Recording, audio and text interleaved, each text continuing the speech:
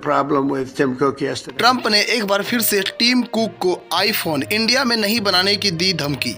दिल्ली से श्रीनगर जाने वाली विमान को क्यों लाहौर से मांगनी पड़ी अनुमति? 1 मिनट में कितना नीचे गिर चुकी थी विमान? ब्रिटेन में केमिकल कंस्ट्रक्शन के जरिए अपराधियों को बनाया जाएगा नपुंसक। फिलिस्तीन दौरा करने गए राजनयिक क्या हुआ जब गलती से इजरायली सीमा में जा पहुंचा? पाकिस्तान की पहले गीदड़ भपकी और फिर गिड़गिड़ाने की नौबत। मैं इस वीडियो में इन्हीं सारे इम्पोर्टेंट न्यूज को कवर करने वाला हूं, इसलिए वीडियो के अंत तक बने रहे। पहला और सबसे इम्पोर्टेंट न्यूज है, हाल ही में कुछ दिन पहले ट्रंप ने एप्पल के सीईओ टीम कुक को एप्पल भारत में नहीं अमेरिका में बनाने की सलाह दी थी। फिर से एक बार ट्रंप ने अमेरिका में न बनने वाले सभी स्मार्टफोन पर 25% टैरिफ लगाने की धमकी दी है। हालांकि इस बार एप्पल, सैमसंग और अन्य स्मार्टफोन भी इसमें शामिल है और न सिर्फ इंडिया बल्कि बाकी देश भी इसमें शामिल है। टिम कुक ने कहा था कि वह प्लांट बनाने के लिए भारत जा रहे हैं और मैंने कहा था कि भारत जाना ठीक है, लेकिन आप टैरिफ के बिना इसे यहाँ नहीं बेचेंगे। अगर वह आईफोन को अमेरिका बेचने जा रहे हैं तो मैं चाहता हूँ कि इसे अमेरिका में ही बनाया जाए, नहीं तो नए टैरिफ का सामना करना पड़ेगा।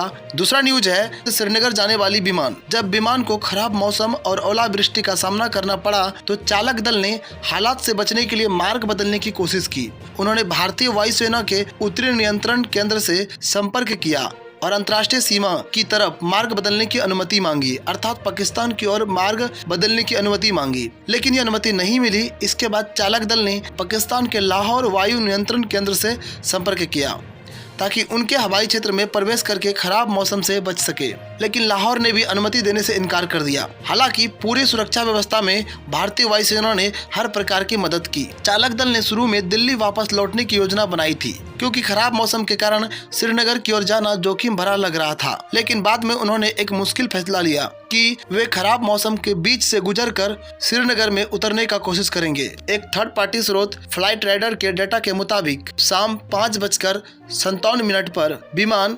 35,825 फीट की ऊंचाई पर उड़ रहा था, लेकिन सिर्फ 1 मिनट के बाद यानी 5:58 पर विमान की ऊंचाई घटकर 31,950 फीट रह गई। इस दौरान विमान ने 20 किलोमीटर की दूरी तय की। DGCA के डेटा के मुताबिक झटके के दौरान विमान के नीचे आने की गति 8500 फीट प्रति मिनट तक पहुंच गई थी, जबकि 1500 से 2000 फीट प्रति मिनट ही सुरक्षित माना जाता है। इसलिए पायलट और को पायलट को ऑटो पायलट के जगह मैनुअली उड़ाना पड़ा, यानी खुद विमान को नियंत्रित किया जब तक विमान खराब मौसम वाले इलाके से बाहर नहीं निकल पाया। ब्रिटेन में एक सख्त कानून पास हुआ है। ब्रिटेन में यौन अपराधियों को बनाया जाएगा नपुंसक। इसका उद्देश्य दोबारा अपराध रोकना और जेलों की भीड़ को कम करना है। इस कदम को केमिकल कंस्ट्रक्शन कहा जा रहा है, यानी कि केमिकल के इस्तेमाल से ऐसे अपराधियों को नपुंसक बना दिया जाएगा और इससे अपराध में 60% तक कमी आ सकती है। यह तरीका जर्मनी और डेनमार्क में स्वैच्छिक आधार पर और पोलैंड में अनिवार्य रूप से इस्तेमाल हो रहा है। आपको क्या लगता है, इससे इस प्रकार की घटना में कमी आएगी और ऐसे बाकी देशों को भी अपनाने चाहिए?